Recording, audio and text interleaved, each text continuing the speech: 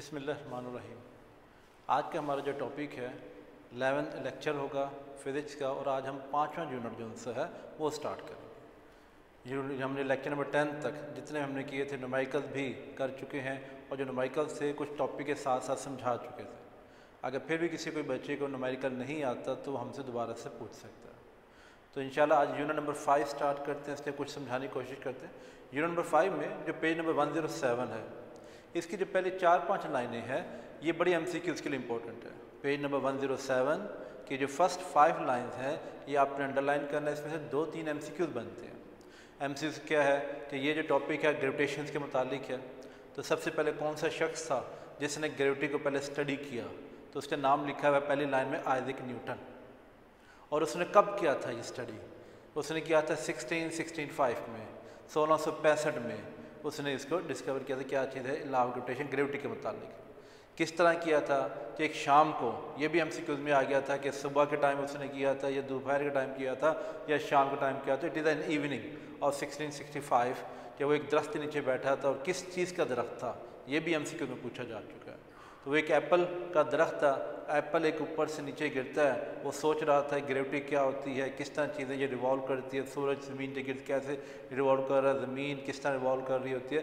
तो उस वक्त जो एक सेब गिरा नीचे, तो वहाँ पे उसके जहन में क्लिक आया कि कोई हर एक चीज़ यूनिवर्स में दूसरी चीज़ को अपनी तरफ क्या कर रही है, अट्रैक्ट कर रही है।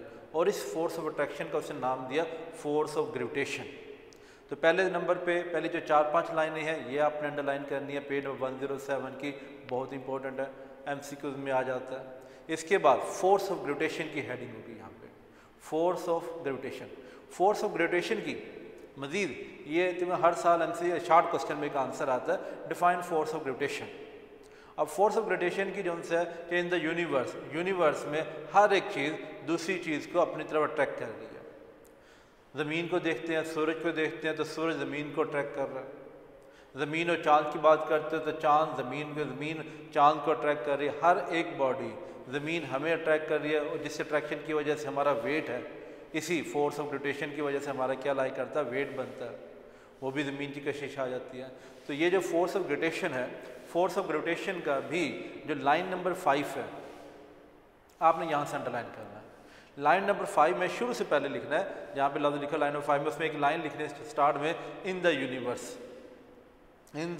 Universe every object attracts other objects with the force and that force is called force of gravitation. ये फोर्स ऑफ ग्रेविटेशन की क्या कहलाएगी, डेफिनेशन कहलाएगी। आपने इसमें थोड़ी सी चेंज लानी है। क्या लानी है, 5वीं लाइन से स्टार्ट करना है, इन द यूनिवर्स से लिखा जाएगा, और शुरू में दिस फोर्स इज कॉल्ड, थोड़ी सी कटिंग करेंगे, this force is called law of gravitation, force का नाम दिया जाएगा, फोर्स ऑफ ग्रेविटेशन। अब उसके बाद इन 2 पॉइंट्स के बाद हमारे पास आता है law of gravitation. Law of gravitation से मुराद क्या ली जाती है, लॉ एक कानून है। न्यूटन ने पहले 3 कानून दिए थे, first law of motion, second law of motion. इस तरह ये हमारे पे न्यूटन लॉ ऑफ ग्रेविटेशन का नाम दिया जाता है। न्यूटन के मुतालिक कि एवरी बॉडी, हर एक बॉडी दूसरी बॉडी को अपनी तरफ क्या कर रही है, अट्रैक्ट कर रही है। किस तरह अट्रैक्ट कर रही है कि अगर मेरे पास एक बॉडी है जिसका मैस है m1, दूसरी बॉडी है जिसका मैस मैं कह देता हूँ m2 है। अब m1 इसको फोर्स से अपनी तरफ अट्रैक्ट कर रहा है, m2 इसे भी अपनी तरफ क्या कर रहा है, अट्रैक्ट कर रहा है विद द फोर्स।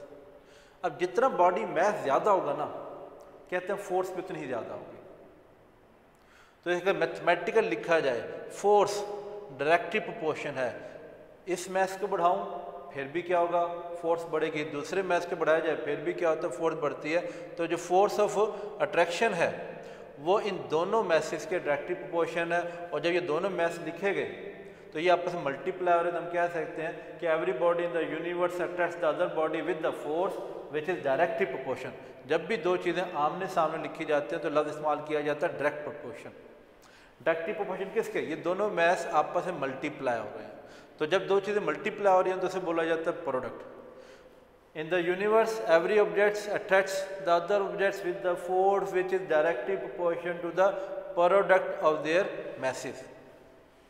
फिर एक्सपेरिमेंटली ऑब्जर्व किया गया कि हमारे पास ये जो बॉडी है, इनके जो मैस है, इनके जो सेंटर्स आ जाते हैं, मैस m1 और m2, इनके सेंटर का जो डिस्टेंस है उसको हम डी से भी किस बुक्स में रिप्रेजेंट किया हुआ, कहीं पे आर से भी रिप्रेजेंट किया हुआ है।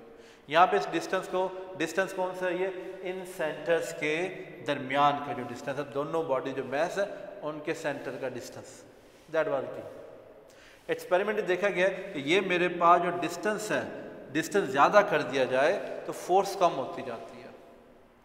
डिस्टेंस अगर क्या कर दिया जाए, दो मैग्नेट भी अगर मेरे पास हो, मेरे पास है कि दो मैग्नेट हैं, मैंने करीब रखूंगा ना तो फोर्स ऑफ अट्रैक्शन ज़्यादा होगी, लेकिन अगर दूर रखता जाऊं तो फोर्स क्या होती जाएगी, इनमें अट्रैक्शन वाली कम होती जाएगी।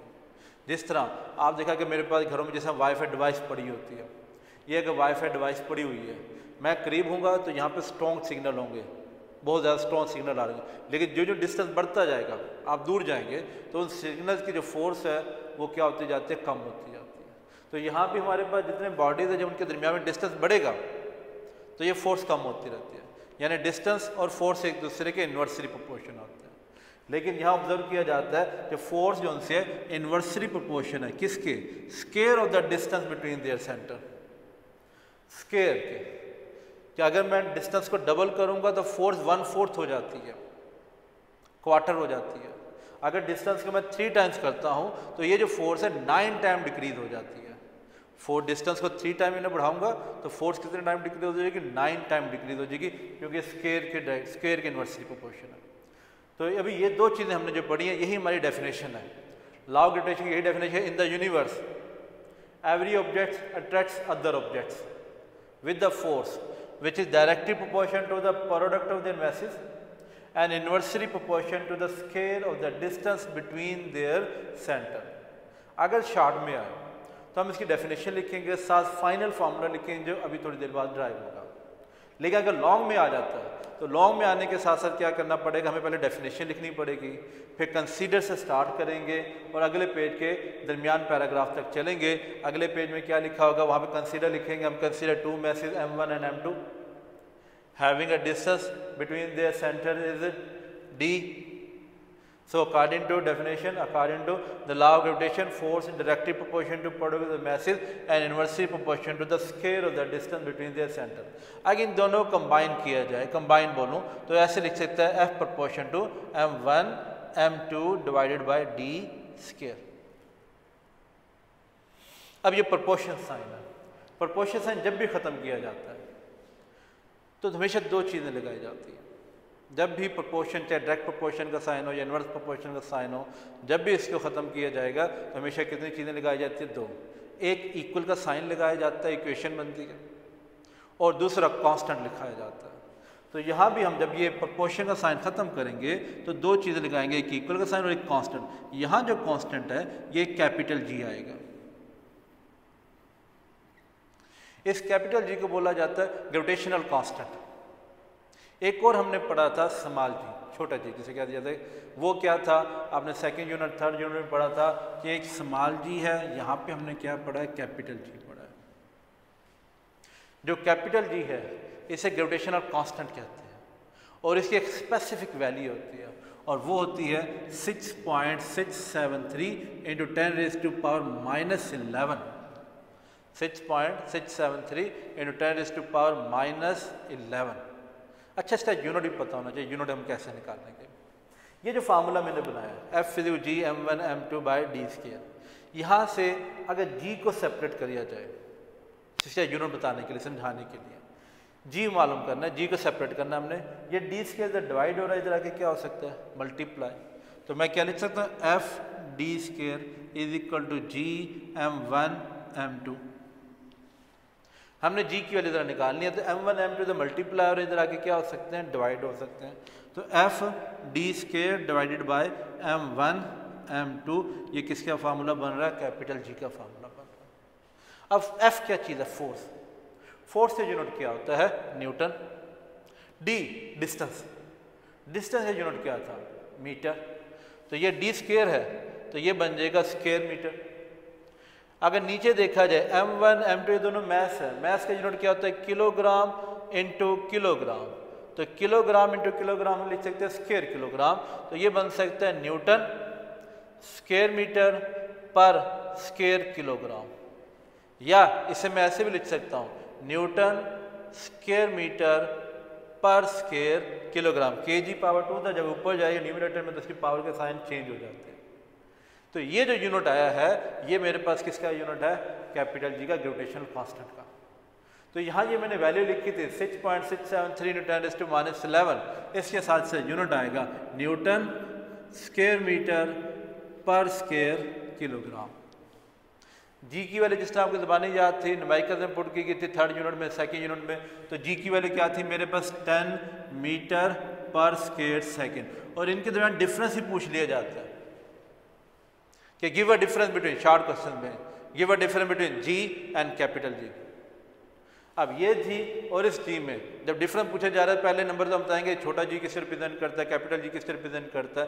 तो acceleration due to gravity is represented by small G, gravitational constant represented by capital जी।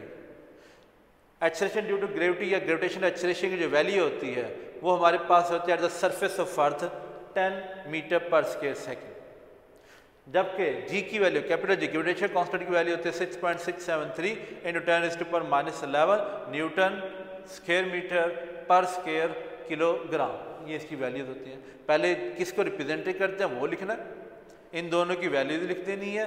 फिर तीसरा पॉइंट आप लिख सकते हैं, ये जो कैपिटल जी है ये हर जगह चले जाए, चाहे चांद पे चले जाए, चाहे सूरज पे चले जाए, चाहे ज़मीन पे हो या किसी भी जगह जाएंगे, ये कांस्टेंट रहेगी, ये चेंज नहीं होगी कैपिटल जी की वैल्यू। जबकि ये जो स्मॉल जी है, अभी हम अगले इसी यूनिट में आगे जाके पढ़ेंगे, ये जो जी की वैल्यू है एल्टीट्यूड के साथ चेंज होती रहती है। चांद पे जाएंगे वहाँ पे सिर्फ इसकी वैल्यू 1.6 है, ज़मीन पर है तो वहाँ भी चेंज होगी। तो अगर सरफेस ऑफ अर्थ पे है तो 10 है, अगर मैं किसी माउंटेन पे चला जाता हूँ या किसी पहाड़ी इलाके पे चला जाता हूँ तो वहाँ पे जी की वैल्यू क्या होती जाएगी, चेंज होती जाएगी, कम होती जाएगी। तो ये कम से कम 3 डिफरेंस है ना आपको आने चाहिए। ये अलग से शॉर्ट क्वेश्चन आता है, give a difference between small G and capital G. तो ये लॉ ऑफ ग्रेविटेशन था, इसमें हमने जी की वैल्यू लिखी थी। लॉ ऑफ ग्रेविटेशन के साथ मजीद जहाँ ये टॉपिक खत्म होते हैं, जहाँ पे जी की वैल्यू लिखी है 108 पेज पर 6.673 × 10⁻11, यहाँ तक आपका लॉन्ग क्वेश्चन बन जाता है, डायग्राम बनाई जाएगी और साथ डेफिनेशन लिखी जाएगी और ये मैथमेटिकल फॉर्म किया जाएगा अगर law of gravitation long question में आता है। जहाँ पे ये वैल्यू खत्म होती है 108 पेज पर, वहाँ पे फिर 1-2 शॉर्ट क्वेश्चन बनता है कि हम जो से मैं हूँ, मेरे पास ये साइड पे अगर टेबल है तो क्या हम भी एक दूसरे को ट्रैक कर रहे हैं या नहीं कर रहे हैं, कर रहे हैं। कि उसने कहा था, आइजैक न्यूटन ने भी कहा था लॉ ऑफ ग्रेविटेशन के, इन the universe every objects attracts other objects with the force. लेकिन यहाँ पे जो फोर्स ऑफ अट्रैक्शन है मेरे दरमियान और इस टेबल के दरमियान तो इतनी ज़्यादा महसूस नहीं होती। क्यों नहीं महसूस होती? क्योंकि हमारे मैथ कम है। मैथ कम होने से, ये जी की वैल्यू कम होने से, बहुत ज़्यादा कम होने की वजह से हमें ये फील नहीं होती। तो ये जहाँ पे वैल्यू लिखी गई 108 पेज पर, उससे आगे ये क्वेश्चन बन सकता है कि हमारे जो दाएं बाएं चीज़ें हैं हम उन्हें फोर्स ऑफ अट्रैक्शन में क्यों नहीं महसूस होती। तो क्यों नहीं महसूस होती? क्योंकि मैथ हमारा कम है और जी की वैल्यू क्या बहुत स्मॉल है, जिसकी वजह से ये निगलिजिबल हो जाती है, हमें महसूस नहीं हो रही। जब चाँद सूरज की बात आती है, ज़मीन की बात आती है, तो इनके बहुत ज़्यादा मैसेज है। मैथ ज़्यादा होने की वजह से इनकी जो फोर्स ऑफ अट्रैक्शन है वो हमें क्या होती है, फील होती है। तो अगर स्टार्ट लिया जाए दोबारा से, मैं से समअप करूँ तो क्या होगा, पहले नंबर पे पेज नंबर जो 107 है उसकी पहली 5 लाइनें जो उनसे वो अंडरलाइन होनी चाहिए, MCQs के लिए आ जाती है कि सबसे पहला कौन सा शख्स था जिसने ग्रेविटी के मुतालिक स्टडी किया, कब किया, किस वक़्त किया, कौन से दरख्त के नीचे बैठा हुआ था। ये 4-5 MCQs बनते हैं। फिर जो इसके बाद हेडिंग है force of gravitation. Force of gravitation की में क्वेश्चन आता है what is mean define force of gravitation. तो फोर्स ऑफ ग्रेविटेशन का आंसर आपने कहाँ से लिखना है, जो पेज नंबर इसी 107 ही है, सेकंड पैराग्राफ है, उसकी 5वीं लाइन होगी। 5वीं लाइन में आपने शुरू में स्टार्ट करना है, इन the universe every object attracts other object with the force, this force is called force of gravitation. ये फोर्स ऑफ ग्रेविटेशन की डेफिनेशन थी। फिर लॉ ऑफ ग्रेविटेशन आता है। लॉ ऑफ ग्रेविटेशन में हम शॉर्ट में भी आ सकता है, लॉन्ग में भी आता रहता है। तो अगर शॉर्ट में आए तो डेफिनेशन लिखनी है और डेफिनेशन के बाद फाइनल फार्मूला लिख देना। अगर शॉर्ट में आता है लॉ ऑफ ग्रेविटेशन, डेफिनेशन क्या थी, इस फार्मूले से बनती है कि हमारे पास क्या है, force of attraction in the universe attracts other object with the force which is directly proportional to product of their masses and inversely proportional to the square of the distance between. अच्छे बच्चे square नहीं लिखते, square लाजमी लिखना। Square of the distance between their centres, ये mathematical form किया जाएगा। इसमें फिर कैपिटल जी आ जाता है। कैपिटल जी किसे कहते हैं? ग्रेविटेशनल कांस्टेंट को कहते हैं। अब ग्रेविटेशनल कांस्टेंट की वैल्यू क्या होती है वो पता होनी चाहिए, और ये हर जगह यूनिवर्स में एक जैसी रहती है, चाहे चांद हो, चाहे ज़मीन हो, चाहे सूरज हो, ये जी की वैल्यू क्या रहती है? सेम रहती है। क्या वैल्यू होती है इसकी? 6.673, और ये ज़बानी याद होनी चाहिए आपको। न्यूमेरिकल्स में पुट किया जाएगा, वहाँ से न्यूमेरिकल सॉल्व किए जाते हैं। 6.673 इंटू 10⁻⁻11 न्यूटन स्क्वायर मीटर पर स्क्वायर किलोग्राम। फिर साथ ही एक शॉर्ट क्वेश्चन बन जाता है कि what is the given difference between small G and capital G, ये भी बोर्ड में आता रहता है। तो इनके 3 पॉइंट, पहली बात है जी, स्मॉल जी कहते किसे हैं? एक्सेलरेशन ड्यू टू ग्रेविटी और ग्रेविटेशनल एक्सेलरेशन। दूसरा पॉइंट इसकी वैल्यू कितनी होती है। तीसरा पॉइंट हम लिखेंगे जी वैरी करता रहता है प्लेस टू प्लेस। यहाँ पे कुछ है, चांद पे कुछ और होगा, पहाड़ों पर कुछ और होगा, ये स्मॉल जी। लेकिन कैपिटल जी हमेशा क्या रहता है? कांस्टेंट रहता है। इसका यूनिट होता है मीटर पर स्क्वायर सेकंड, इसका यूनिट ये लिख दिए जाते हैं। तो ये 3-4 पॉइंट बना दिए जाते हैं, शॉर्ट क्वेश्चन में इनफ होता है। फिर जहाँ पे ये 108 पेज पे ये डेफिनेशन लिखी है, जी की वैल्यू हमने ड्राइव की, यानी फार्मूले के साथ लिखा हुआ है, वहाँ से फिर एक शॉर्ट क्वेश्चन आता है 2-3 लाइनों में कि हमारे इर्द गिर्द जो चीज़ें पड़ी होती हैं, हमें उनकी फोर्स ऑफ अट्रैक्शन क्यों नहीं महसूस होती। तो क्यों नहीं महसूस होती? मैस कम होने की वजह से, जी की वैल्यू बहुत कम होने की वजह से हमें ये फील नहीं होती। तो ये आज का लेक्चर था। अगर आपको किसी की बात की ना समझ में आए तो आप मुतल्लिका टीचर ये हमसे पूछ सकते हैं, समझ सकते हैं। शुक्रिया।